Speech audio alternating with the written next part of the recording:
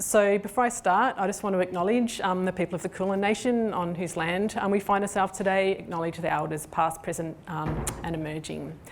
And so as Perrin said in his introduction, I'm really interested in understanding how organisms respond to environmental change via evolutionary processes. And I'll talk to you a little bit about why I think that matters and how we can use understanding of evolution to inform management practice and decisions. And I'll use some case studies to illustrate how our understanding of genetic diversity and evolution is informing changes to our management practice. Before I start, I just want to provide a little bit of context. You all know that climate change is real and that in fact the world's climate has changed significantly in the last 100 plus years. So 3 times since the 1850s, the Earth has already on average increased its temperature by 1.2 degrees. So when we think about conversations around limiting warming to 1.5 to 2 degrees at COP26 and other international meetings, we're pretty much there already. That's true at the global level, and it's certainly true in Australia. So again, depending on the year, on average, our country has warmed by over 1 degree. So that's significant when we think about the biodiversity impacts of global change. To provide a little bit of context, this is a table that was published as part of the Stern Review, published in 2006. So it really gained international attention because one of the first times that climate change and the consequences and opportunity that come from climate change had been framed in an economic context. But as part of that economic focus on climate change, the projections on the biological consequences, both the natural environment and human health and well-being, were emphasised. And I just wanted to emphasise this point here. So based on the data available in 2006 when this report was published, a 1 degree increase in temperature was projected to result in 80% bleaching of coral reefs, including the Great Barrier Reef. So come 2016, we had these headlines across Australia with respect to mass bleaching events and repeated mass bleaching events on the Great Barrier Reef. And so we had huge swathes of the Great Barrier Reef being transformed from this healthy state to this healthy state. And when we come back to the projections made in the Stern Review, then we've actually exceeded those projections that were made more than 15 years ago. So even at that time when people were still a little bit dubious about the biological impacts of climate change, we have striking evidence that the biological signals of climate change are very much real. And so this has been emphasised in a recent publication by the Climate Council of Australia, providing examples of biological impacts in Australia, both at the ecosystem and the individual species level.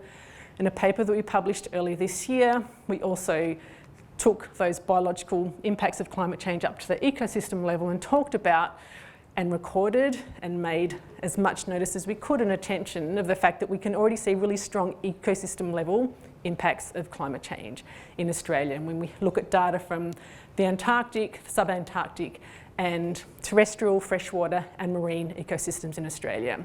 This report was important because not only did it make obvious the fact that we have very strong biological signals of climate change already, but it actually proposed some management strategies and ways forward of dealing with the fact that our natural world is already responding to climate change in significant ways. In addition to ecosystems losing function and collapsing, much like those mass bleaching events, we also have really strong evidence that species are just shifting their distributions in response to climate change.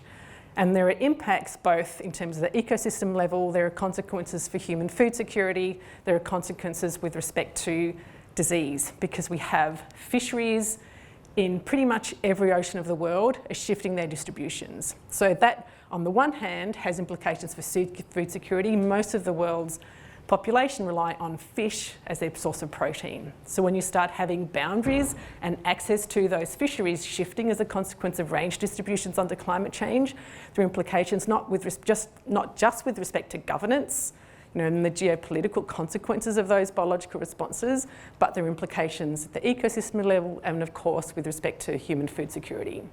There are also implications with respect to the movement of vectors of disease and human health. And we have examples of mosquitoes, the vector diseases shifting their distributions, and other arthropods in North America and in Africa, as far as we know, and there are probably many more. And of course, we have iconic ecosystems in Australia also being severely impacted. So along the east coast of Australia, we've had sea urchins moving down the east coast into the cooler waters of Tasmania. They're voracious grazers, and so that combined with increasing seawater temperatures have decimated the kelp forests upon which those really rich Australian marine waters depend. So really, again, evidence that there are very strong signals of climate change at the biological level.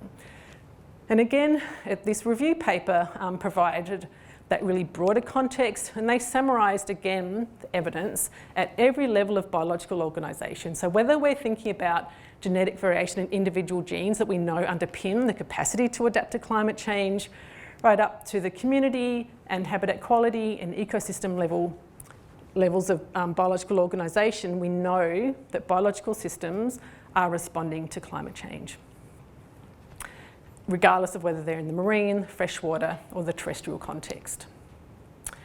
So we know that biological responses to climate change are occurring. They have occurred in the past and they'll continue to do so. We can see that, and it's evidenced by range expansions of pests and vectors of disease, range contractions of threatened species which are of significant conservation concern, range expansions, contractions of fisheries that are key to human food security and ecosystem function, and the collapse of ecosystems. So it's all pretty dire when you stop and think about it, and if you let yourself stop and think about it. But I think the flip side of that is that we actually have opportunity to make the most of our management decisions and our investment in managing the natural world. We can do it smarter. And hopefully, if you get nothing else out of today's talk, is that by explicitly thinking about genetic diversity and evolutionary processes, we can actually result in more effective conservation and biodiversity management practices and outcomes. And we can do it because we can actually measure genetic diversity in non-model organisms relatively easily and cheaply, as well as under controlled lab and experimental conditions. And we have a fairly good idea of how evolution works in nature. And so I want to hopefully illustrate to you how we can take our understanding of the importance of genetic diversity in evolution and use that to inform how we go about managing threatened species and ecosystem level responses to ongoing environmental change. So, I'm an evolutionary biologist. My main interest is understanding how organisms adapt in that genetic sense to ongoing environmental change, not just to climate change, but that's my primary focus at the moment.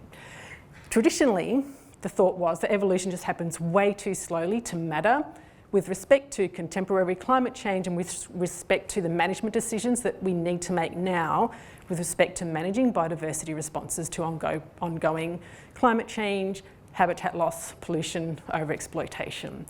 We have really strong evidence, however, that evolution occurs in natural wild populations really quickly and on time scales of years. So we can measure and see evolution occurring in nature in response to human-induced environmental change, human-induced management practices like fisheries and overexploitation. And so this was a paper published in 2014. There are many more examples since then that tell us evolution really does matter with respect to understanding and managing biodiversity responses to ongoing environmental change. So this presents us with both a problem and with an opportunity when we're thinking about how to better manage biodiversity in the context of rapid environmental change. We know from evidence that spans both terrestrial, marine, freshwater, plant and animal world that genetic adaptation will underpin the response of many organisms to contemporary and ongoing environmental change. And we know that any genetic adaptation requires genetic diversity to exist within the populations and species that are being exposed to increasing selection pressures imposed by climate change. Here's the problem. Most species that we care about from a conservation context, threatened or endangered species, exist as small, isolated populations. What we know about small, isolated populations is that they suffer from a loss of genetic diversity. And that matters because it means that they have diminished capacity to adapt in an evolutionary sense to ongoing environmental change. And I'll come back to this point in a minute. The flip side of this is that knowing that there's this intimate link between genetic diversity, adaptive capacity and long-term persistence in the face of environmental change we can use our understanding of genetic diversity and evolution and natural selection to actually inform our management decisions. And so particularly in the areas of threatened species management, revegetation, landscape, ecosystem restoration, we can use our understanding of genetic diversity and evolution to ensure we have more effective outcomes to the investment that we put into these management approaches. And so for the rest of the talk, I'll just go through some case studies illustrating how, in fact, understanding and a focus on genetic diversity and evolution is contributing to changes in practice of threatened species and with respect to landscape restoration. This is just a figure to illustrate my point that when you have really small populations, so population sizes on the x-axis, you have this dramatic collapse in genetic diversity. The different lines are just different measures of genetic diversity. It doesn't matter how you measure it. But what we know, there is no doubt about this, is that as populations become increasingly small and stay small for long periods of time, genetic diversity gets diminishingly low. And what we know is that low genetic diversity is directly linked to a reduction in adaptive capacity and an increased extinction risk.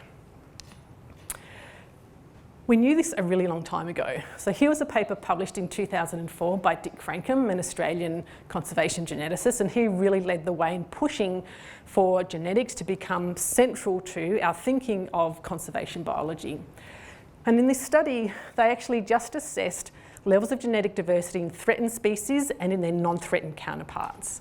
And that unequivocally showed that those species that are classified as threatened almost always have significantly lower levels of genetic diversity than their non-threatened counterparts.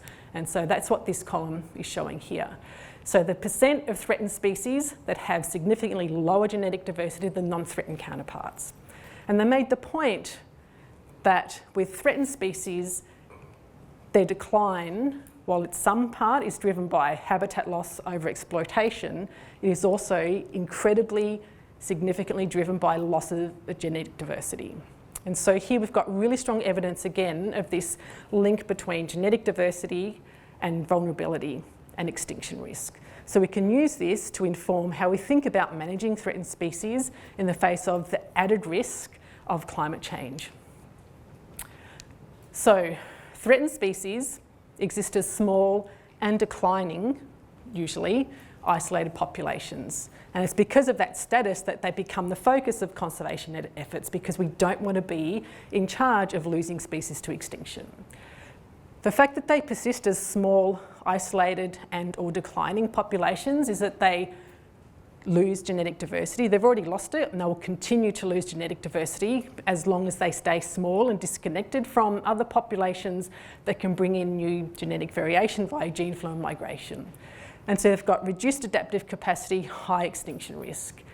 And it's just not possible for these species to exist at the large population sizes that would be needed for them to be able to maintain the levels of genetic diversity required to persist longer term without human management actions. Because often, by the time they're listed as they've gone through that listing process, they've become threatened or endangered. If we're lucky, there might be 3 isolated populations of these species left. Each might be comprised of 50 individuals, maybe 100. So there's no way we could get that back up to thousands of individuals. But we know that the long-term persistence of these species is tightly linked to the presence of genetic variation. So what do? They're small, we know they've got declining, if not already low levels of genetic diversity, but they need that genetic diversity replenished in order to be able to persist in the longer term with minimal ongoing human actions. So what do?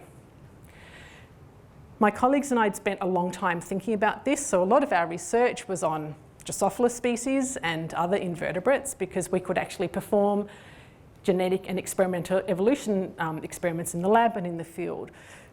But we'd been thinking about the broad implications of our understanding of the link between genetic diversity, adaptive capacity and persistence in the face of ongoing environmental change. And so that work culminated in 2011 in a publication of 3 papers where we explicitly talked about the link between our understanding of genetic diversity, adaptation, longer-term persistence and climate change, and how could we bring that understanding together to actually try and inform changes to biodiversity management and practice that would ensure more positive longer-term outcomes, both with respect to threatened species management, but also with respect to landscape level restoration revegetation programs. And so I want to illustrate, using case studies, how that understanding and the guidelines that we proposed in 2011, in addition to the work of other people, have contributed to changes in how people are thinking about managing biodiversity under climate change. So the first case study, and some of you might already be aware of this example, is the example of the mountain pygmy possum. It only exists in 3 places in all of the world. So Mount Buller, the Bogong High Plains, and Mount Kosciuszko. The only place in the world it exists, and they survive at the top of these boulder fields and the very top of our Australian Alps, which are really not Alps at all if you're thinking about the European and the US version of Alps or African. But what was noted, particularly with respect to the Mount Buller population, was that it had been thought to be locally extinct, but it actually was rediscovered as part of routine field monitoring in the mid to late 1960s. And so because of that, every year there were field monitoring programs that were undertaken at Mount Buller, and what they were able to detect was this really rapid decline of this Mount Buller population. So it's only 1 out of the 3 sites where this species exists in the world. So this really rapid decline, one of the most rapid declines of a vertebrate species in the wild that had been recorded anywhere, was a serious concern because no one wanted to be in charge of the local extinction of one of our iconic endemic species. Andrew Weeks, who was one of the investigators who came on board, at this point, as an evolution biologist, wondered whether part of that loss in population size, lack of recruitment, was a consequence of that Mount Buller population having existed as a very small, isolated population for a really long time. Could it be declining because it's just lost the genetic diversity it needs to maintain high levels of fitness to be able to replace itself from one generation to the next?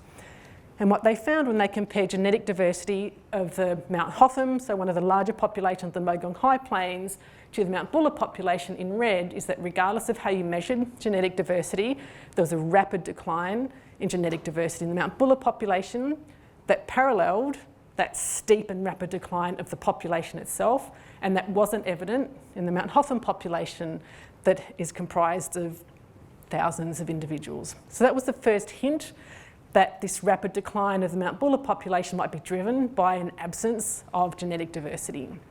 In fact, they had evidence of inbreeding depression, so reduced numbers of pouch young, morphological deformities in the Mount Buller population that spoke to the fact that Mount Buller population was inbred. They'd lost genetic diversity, they were suffering the negative consequences of inbreeding depression that was driving the population down. So a management decision needed to be made because no one wanted to see this population go locally extinct. So it took several years of discussion with the Department of the Environment, but the decision was finally made to actually translocate, so that is move males from one of the large genetically healthy populations from the Bogong High Plains, translocate them into the Mount Buller population as a way of trying to introduce new genetic material into the inbred, unfit Buller population. This was all done in the wild. Captive breeding programs hadn't been successful. So that wasn't an option in terms of replenishing that Mount Buller population with captive bred individuals. Moving males from the healthy, large population of the Bogong High Plains into Mount Buller was really the last resort. And so by doing so, if it was successful, the argument would be that that would rescue that Mount Buller population from the negative impacts of inbreeding depression. So it would reintroduce new genetic diversity into the mix, alleviate inbreeding, restore genetic diversity in that Mount Buller population to something that resembled those larger, healthier populations of the Bogong High Plains. And in doing so, increase the longer-term adaptive capacity of the Mount Buller population. So here is a figure that just has year on the x-axis and population size on the y. And so you can see here that really rapid population decline that I showed you earlier. The 2 arrows denote the times where males were introduced to the Mount Buller population from the large, genetically diverse Mount Possum population. So one translocation event occurred here and another here. And you can see that there had been an initial increase in the population of Mount Buller prior to that, because massive amounts of effort had been put into predator control, particularly feral cats and foxes, and habitat regeneration. Because the site, of course, the site where the pygmy possums lived on Mount Buller were exactly where the ski development was.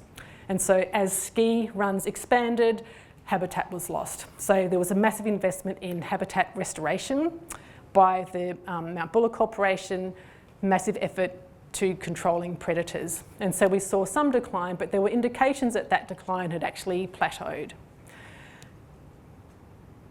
Hence the translocations at two various points. Here, and in the paper that was published in 2017, Andrew Weeks were able to really strongly show that this really rapid and significant increase or recovery of that Mount Buller population could be explained by that reintroduction of genetic diversity in the Mount Buller population, up in addition to the benefits that had come about by predator control and habitat restoration. And so this column here is just a measure of genetic diversity. That bottom number reflects Mount Higginbotham, so the large population from which those males were sourced from on the Bogong High Plains. Here's where the levels of genetic variation in Mount Buller before the translocation, and you can see that there are significant and ongoing increases in levels of genetic diversity, which reflect this really rapid increase in population size.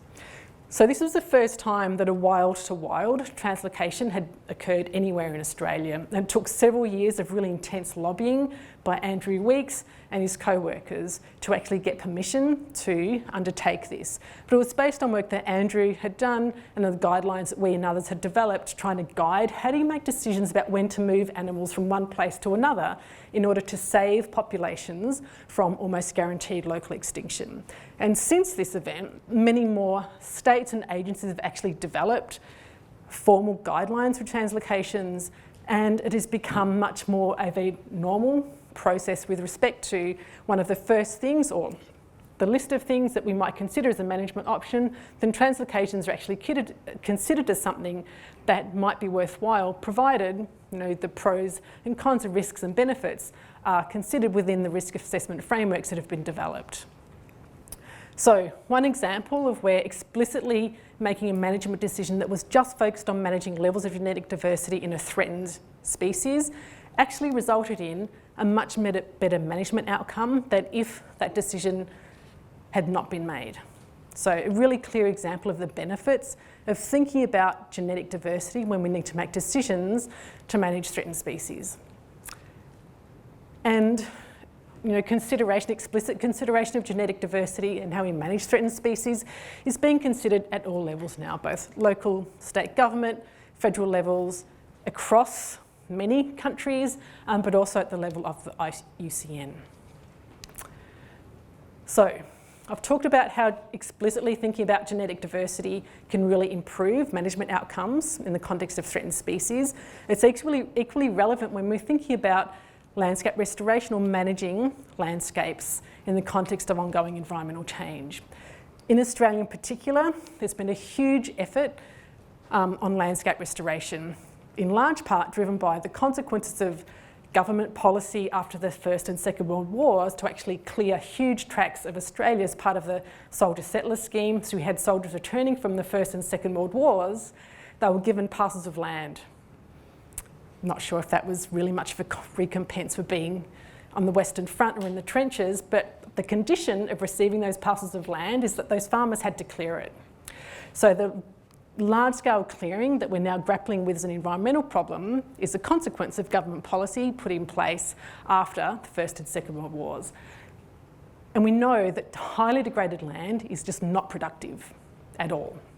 We can't grow fibre, we can't grow food, we can't trap water in a landscape that's highly degraded, and it certainly can't support biodiversity, it can't sequester carbon. So huge effort, an increasing effort, and dialogue has been placed on how do we restore degraded landscapes generally, and then in addition to that we've got this problem of how do we do it under climate change, which is resulting in increasingly harsh and extreme environmental conditions and ongoing changing conditions. So the what underpins landscape restoration is revegetation programs. So we just try and plant as many trees as we can to try and restore ecosystem processes in that revegetated land. And traditionally, revegetation programs were guided by this local is best paradigm for seed sourcing. So if you wanted to plant or revegetate a patch of land in site X, you source seed from as close to source site X as you possibly could, because that would reflect seed that's locally adapted to those conditions. They'll have the best chance of growing because that's their home site. That's all well and good, except that climate change is resulting in new environments to which those local species may never have seen and they may not actually be adapted to. And climate change will result in new environmental conditions, again, that those local populations haven't experienced before. So how do we think about or rethink where we source our seed from to give those revegetation programs the best chance of persisting the 30 to 50 to 70 years that we need for those trees to actually develop, reach their maturity, and then have those flow-on biodiversity and ecosystem effects? And so moving beyond that local is best paradigm is really what's needed, and we need to be thinking about how much genetic diversity can we capture in the seed that we're using and that we're putting into the ground in order to ensure the most positive outcomes for that revegetation program. So again, there was a lot of concern about changing that seed sourcing practice because that local is best paradigm is really hard to let go. And I'm not talking about it now, but part of what I'm also interested in is understanding that social and political and economic frameworks that in large part also guide and determine the management practices that actually occur on ground. So that local is best is something that people really held on to a lot, despite governments saying, yep, we're planting millions and millions of trees. It's actually local land care groups with Greening Australia and other organisations that do it. And so they have a lot attached to their local space and their local flora. And so shifting that thinking beyond, we can only source seed from our local area, has taken some time. And so we and others around 2011 were thinking about how can we actually encourage people to change their practice, but without taking a massive risk. So we want to try and hedge our bets, have some increased chance of success, but without completely saying that what people had been doing for decades was wrong, absolutely wrong. And so what we'd been discussing was, well, what about mixing seeds? So we can still take some of that local seed, but depending on the site, let's take some seed, so the distance from your revegetation site, you might take most of that seed from the local area, but actually bring in a mix of seed from a little further afield and a little further afield again. And that was kind of a term coined composite providencing. And provenance is just where does your seed come from? Does it come from this local region or that local region? And then people started thinking and talking about predictive providencing. So this is where you take some information about the projected climatic conditions of your site in 20, 30, 50 years' time. So the projections might be hotter, drier, and then you use that information to look further afield, further away from your local site, to say where are some seed of this same species you want to plant that already exists in hot, dry conditions. Let's take some seed from there, mix that with our local site, because then we might have some pre-adapted plants in the mix. So hopefully in 10 years' time, when it's going to be hotter and drier, we'll have trees that are able to persist in the longer term. And then even if some of those seeds you've brought in from non-local areas had reduced viability, by understanding how natural selection works, natural selection is a filter. It filters out those unfit genotypes, and the ones that remain are the ones that are best able to persist in that particular place in response to those local conditions. So perhaps mitigate for high levels of failure by sowing more seed and allowing natural selection to actually do the filtering on our behalf from that mix of seed that was introduced to the source area. It's taken a really long time. There was lots of interest because people that work on the ground knew that their sites were getting hotter and drier, more unpredictable rainfall, but they didn't quite know what to do and how to change their practice. And there's always this fear that if you're going to change something and it doesn't work, you'll get blamed. We're really risk averse, particularly in the conservation space, because there are so few resources that no one wants to be the one responsible for having made the decision to change their practice. So Bush Heritage, in collaboration with Greenfleet and some local owners in central Victoria, set up a field trial. This is the second year that it's been running at Nadu Hills. And so the instigation for this program was the fact that there was decline of eucalypts in that area due to combinations of drought and heat stress. And they knew that traditional revegetation approaches, that is focusing on that local is best seed sourcing guideline, was considered too high a risk, just because they knew that their site had already become hotter and drier, and they knew from climate projections that would just become increasingly so. So they just couldn't invest what little resources they had into the status quo. They had to do something different. So their starting point was to go to Climate Change in Australia website. And if you haven't already had a play around with this, it's really good, but it's really terrifying at the same time, because what you can say is, okay, we're at Nadu Hills, I want to know what the climate's going to be like in 2050 or in 2070 under a range of different climate change scenarios. And so the one they chose reflects the trajectory that we're on with respect to emissions. And so for this site here, the projections are for a 2-degree increase in average temperature and 4% reduction in precipitation. Rainfall is much harder to project forward than changes in temperature, but regardless of that uncertainty, there'll be less rainfall and it will be less predictable. So Nadu Hills, so central Victoria, will become much more like inland New South Wales, inland South Australia and WA, if we could fit that on the map. Hotter and drier. They then use that information to choose sites to source their seed from. So here's Nadu Hills. So their source, the focal site, so where they wanted to put the seeds into the ground. Based on that climate analogues assessment, they chose populations from inland New South Wales for the grey box and yellow box species that were the focus of this trial to source their seed from, in addition to some local seeds. What they've done is set this up in an experimental trial, so they've got plots, it's highly replicated. So they'll have really strong empirical data that tells them how much better did those mixed seed plots go compared to those plots that were only seeded with local seed through a range of different seasons. So from seedling development all the way through up to the sapling stage, hopefully higher, and they'll start being able to get not just information about survival of those trees, but then the biodiversity flow on that you have from establishment of these species.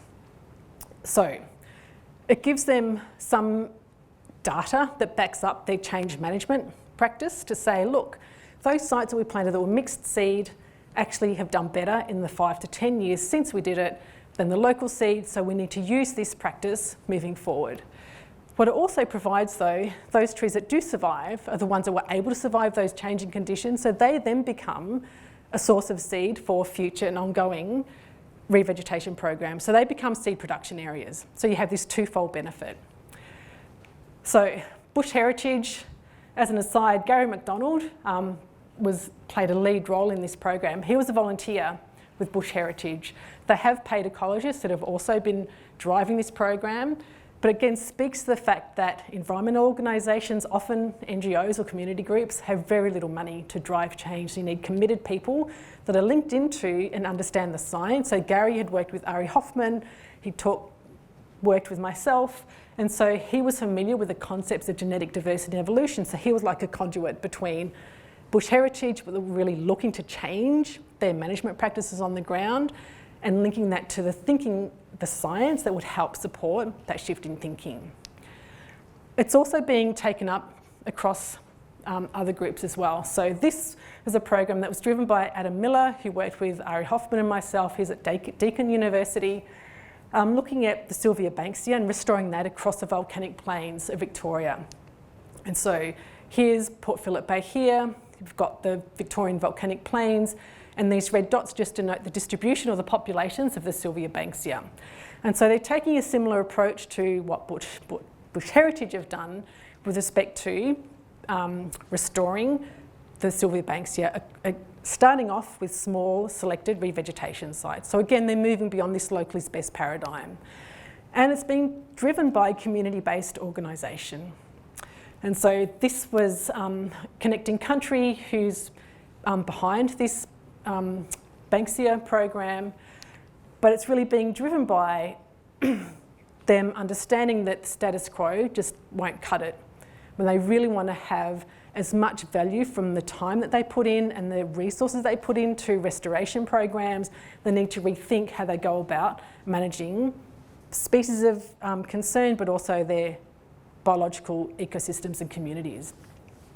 And this is being supported by the fact that, excuse me, last year DELP, so the Victorian Department of Environment, in conjunction with Greening Australia, actually published guidelines to support practitioners, on-ground practitioners, to actually change their practice around seed sourcing, so to move away from this local is best paradigm. And so hopefully we'll have more community level organisations as well as government agencies using this as a framework for actually changing their practice on the ground, with the confidence that there is a framework and evidence sitting behind it.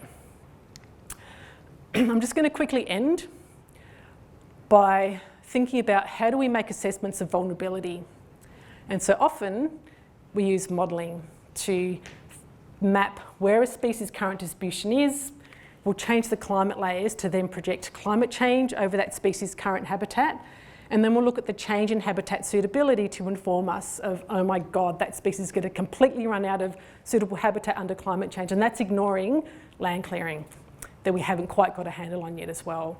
They've become really valuable and powerful tools for land managers, both on the ground, but also government and non-government agencies, to help inform where their focus should be looking forward. And what we illustrated and wanted to make the point was, again, your projections of habitat loss, of habitat suitability, can be vastly different if you ignore genetic diversity and pretend that evolution doesn't happen. So we illustrated it using Drosophila species that we've done lots of work with. There are many species in Australia that are actually endemic, found nowhere else in the world. What we're able to show is, with this modelling informed by all of the physiological data, the genetic data that we collected over the years, that we could project the current species' current distributions pretty well reflected in this panel here on the left. So the higher the red, the higher the probability of occurrence. Same thing as habitat suitability. So this is its current distribution. We modelled it, but we knew that this was correct because we had on-the-ground data as well. We then said, let's make climate change happen, but let's pretend evolution doesn't exist. And this is what happens to the projected habitat suitability and range of this particular species. It's only found in the wet tropics of North Queensland. So there's a significant reduction in habitat suitability, so there's a significant range contraction of this species when we ignore genetic diversity evolution.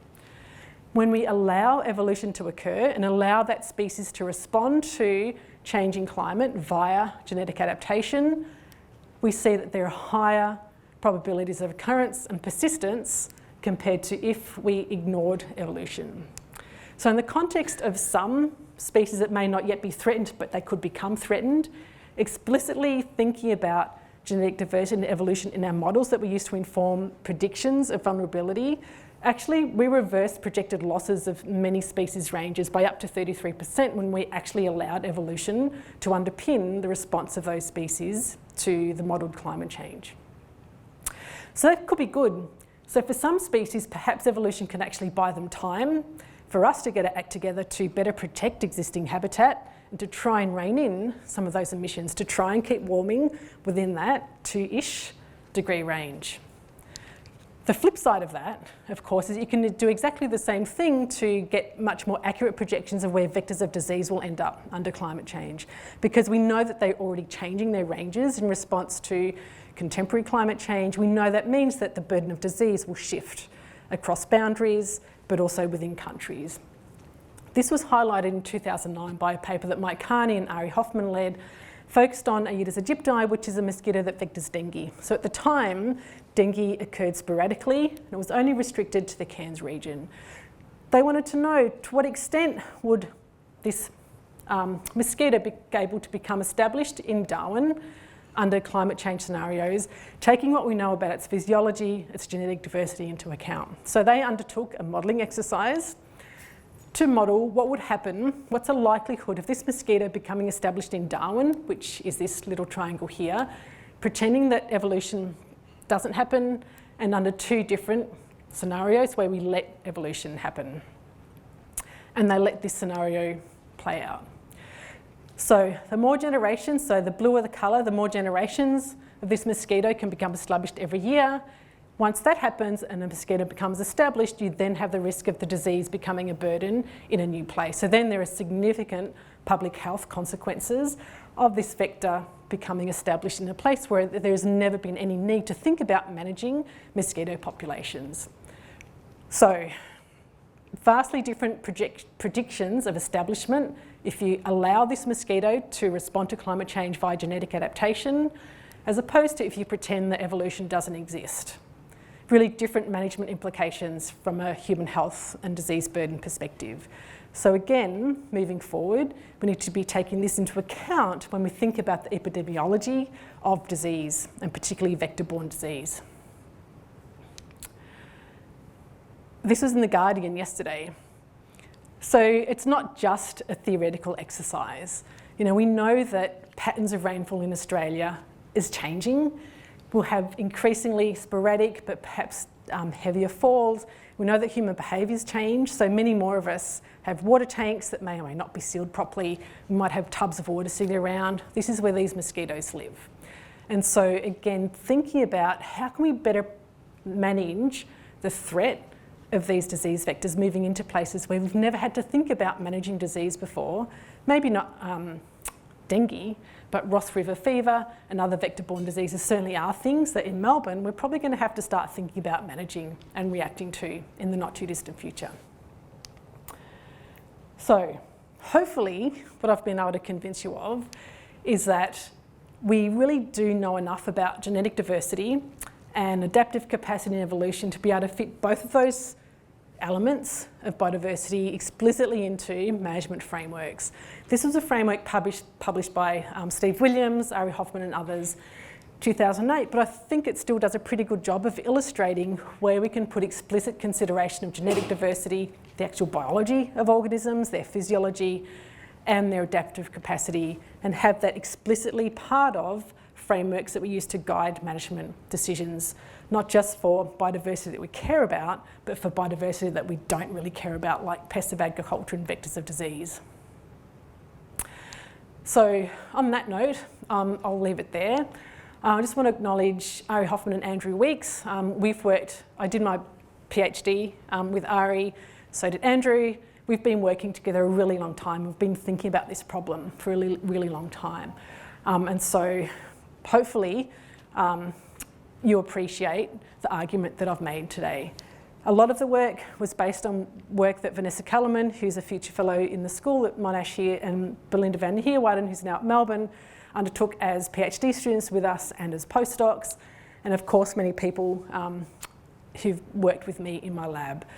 But it would be remiss of me not to also point out the fact that I've been privileged to find myself in a school of biological sciences where I actually have collaborations with all of these people that have allowed me to actually expand my thinking and my research questions, still all touching upon biological responses to climate change, but bringing in other people's interests and expertise to allow me to broaden my thinking and hopefully the broader relevance of my research. And with that I'll thank you for listening and take any questions if you have any.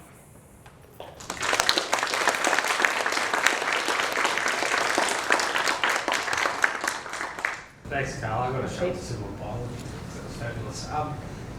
I guess my question is around the timescales of being able to map out the benefits of the genetic changes, for example, the box eucalypts, and then the actual shift in habitat related to climate change. And I could see, for example, that the habitat would change much more rapid than you would actually find out the data to over that 30 years that gum tree would take to grow to fully understand it. And I guess my question is, what's the risk of that being, the stasis of waiting for an outcome to really drive the, a full-on agenda to diversify the genetics versus just, winging it and pulling the guns because it's necessary. So. Yep. So we've actually been arguing that actually we know enough already. Just change. So do mixing, where you've got evidence to suggest that it's not going to be disastrous. So, you know, plants are really weird. They can have all these really weird numbers of chromosomes. So instead of just 2 copies, they can have way more copies. So if you try mixing things that have different numbers of chromosomes, that's bad. But you can use these risk assessment frameworks, and use the data that you already have, put them into those frameworks, and then use that to judge, is now the time to actually completely change and not wait for 10 years worth of data, but just to say, we know already that genetic diversity absolutely will underpin better performance, provided that you aren't mixing things that shouldn't be mixed from a biological perspective. And so I think it's both. I think there's value to doing that change within an experimental framework though, because then you have the evidence to point back to as well. And so at Nadu Hills, they've got plots that are just local source plus the mixed ones, because they want to be able to point to the evidence that then confirms their decision to change practice moving forward. With the Banksia marginata program in the Western Plains of Victoria, they've got 2 sites where they're doing something similar on a smaller scale, because they're a smaller community group. They're more risk averse, understandably so. So I think it comes back to managing that risk and convincing people that they have enough knowledge to then use those risk assessment frameworks as a guide, and that changing practice and thinking about mixing is actually the better outcome. Unless there's a really obvious reason not to, then I think you should just be mixing and thinking about changing practice without waiting for more data. But you use the data that you collect by having changed that practice to help inform ongoing practice. I guess the first question is about sort of extremes in the weather, and in humans that's what has the most impact, and presumably in these species as well. And so in terms of information to inform these conservation practices, like what kind of information would be needed from future projections, I guess, that you're not getting already? And like how much data do you need to be able to assess how much, like what's important in terms of those things? Again, I think we have a really good sense of, from a genetic diversity perspective, then I think we can make the strong case that we should be thinking about maximising genetic diversity and increasing genetic diversity, for example, in threatened species that are very low in genetic diversity, like the Pygmy possum. That was an extreme example, but there are many more of them. You know, ideally, we would have some data on the physiology, so we would have some measurement of the traits that directly affect fitness, and we would have some information about how fitness of that particular species changes across a landscape that reflects quite marked changes in exposure to thermal extremes, for example. We're getting some of that data. You know, there are lots of people putting effort into, particularly in the plant world, of you know, doing field-based experiments looking at photosynthetic performance, for example, in trees, but also looking at genetic diversity mapped across really broad environmental gradients. You can start, it's still correlational, but you can start mapping changes in the traits that we know underpin tree fitness and mapping genetic diversity across a landscape and bringing that together. And so people are trying to use that information to get a little bit more insight into then how to best manage those particular species or vegetation communities under a range of different climate change scenarios. Climate change scenarios. That was a really great talk, thanks. It's a bit of a specific sort of question, but in the case of the possums, you said, yeah, so your graph showed an exact population size. I'm just wondering, how are you certain about those numbers, and how do you measure that? So you can do it with genetic diversity. It can be tricky to do. You need good data, but with estimates of genetic diversity, and you know how many individuals you've sampled to get those hair samples, you can estimate population size. There can be some error with that, but it nonetheless gives you a good idea. And the bonus is, if you know something about poaching, you've been doing field surveys, you can take that into account. You can get relatively accurate estimates of population size. With Mount Buller, they just went trapping every season. They just spent hours and hours and hours of trap nights on Mount Buller, capturing, recapturing individuals, tagging them, marking them. So they had a really good sense of the population size and of its fitness, because as they trapped an individual, they would take a hair sample, but they would check it for pouch young. They would measure body weight, they would look for any morphological deformities, and so they could really get a very good understanding of that population that then informed their management decision. In the example of the mountain pygmy possum, the introduction from the Bogon area seems to have had its positive effect via a heterosis effect, so covering up of deleterious recessive mutations in the bulla population. And then in the examples later, the other case studies of plants, you advocated for mixing from diverse environments, largely due to shifting trade optima with climatic adaptation. Do you have a sense for how much of the benefit with provenance seed sourcing programs is going to be due to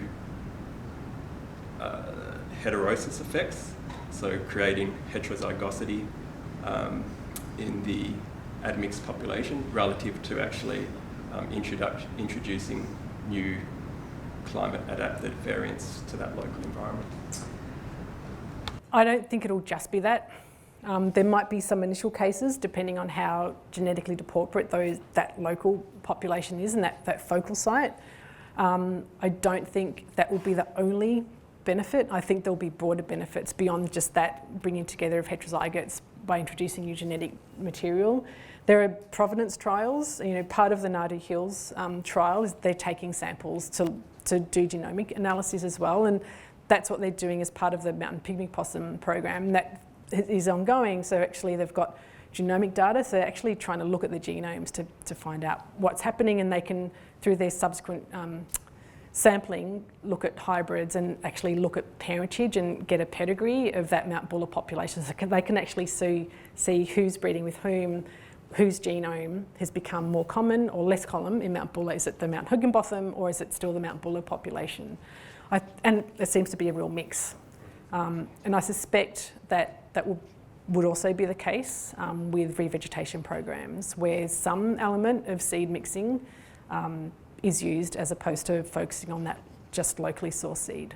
Thanks, Carla. Wonderful talk. You made an outstanding argument for threatened species, which is great. I love threatened species. But of course, a lot of our common species are also declining, and the obvious worry is, are those the threatened species of the future? So, do you see this approach being able to contribute to thinking about declining common species? Yeah, and I could have talked for hours about this, obviously, but I didn't. Yeah, absolutely. And so I think for species that currently have a broader range, might have more connected populations, thinking about population connectivity, so enabling gene flow to occur across a species range will be really important for maintaining levels of genetic diversity, but also for allowing animals or plants to move. And so potentially then you're getting that mixing of genotypes occurring. And so I think that is something that we really need to think about. So if you're thinking about where to focus a revegetation project, for example, across a highly fragmented landscape, perhaps what you need to think about is there a purpose? What's the purpose of that revegetation program? Is it to reconnect a landscape to enable X, Y, and Z species to become reconnected, to enable gene flow, and then to enable larger overall effective population size and genetic diversity? Or is it just to get trees into the ground because we've got a dryland salinity problem at this particular patch, or we want to have some birds come back and we're not thinking about anything else? But absolutely, what we want to be doing is taking these principles and then thinking about all of our management strategies and how they might impact on the non-threatened species, because to be honest, there are very few examples really of where management of threatened species goes really well, because we've left the decision too late generally. And so it would be really much better if we could preempt species becoming threatened or endangered by actually thinking more forward with respect to decisions around revegetation, reconnecting or managing fragmented landscapes, minimising external threats like habitat clearing, over-extraction, that are just added stresses that natural populations are facing. You showed some modelling, I guess ecological modelling of species distributions in the future. And you mentioned sort of changing sporadicness of rainfall. Are those sort of higher order statistics something you can input to the ecological model from the climate? We haven't figured out how to do the rainfall, because we know we've been really interested in desiccation resistance, because lots of terrestrial animals, particularly small, terrestrial arthropods, the bugs, but they, who cares about bugs? They actually make up most of living things are bugs, and that keeps ecosystems running. We know that many of those rainforest restricted species are really sensitive to dry environments and increasing desiccation stress. We've been less good at figuring out how to manipulate levels of rainfall that will then result in changing levels of desiccation stress that's relevant to the animals that we're modelling. We've been able to do it much more easily with respect to temperature and thermal stress. But the reality is that we know animals are exposed to changing, there are multiple things changing all at the same time. So it's thermal stress, but it's increased desiccation stress as well, for example. And so thinking about how we can explicitly consider those interacting stresses is also really important. We've just not been very good at figuring out how to do that yet. Back to the pygmy possum population. So I was curious as to how many individuals were taken from Bogon area to Bulla, because I saw that the population was only about 20 at Bulla when that was introduced. Not many. I think, from memory, it might have been 6 males the first time and maybe up to 10, if that, the second.